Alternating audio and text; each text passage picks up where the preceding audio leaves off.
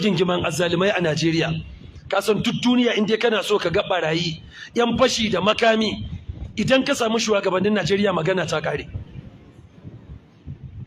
Mutum ne zai saci dukiyar talakawa da shi da dangin uwarsa da dangin ubansa da matansa da 'ya'yansa, daga yau har ran tashin alkiyama in Allah zai raya su ba za su iya kashe kuɗin ba. Ba sadaka ba kyauta. Makwabcinsa ya kwanda yunwa amma sai ya liƙin miliyan 50 a gidan biki. Marayu na gida ba sa iya karatu, sai ya ɗauki motar miliyan 50 ya ba mai kiɗa ko mawaƙi ko maroƙi ko karuwa.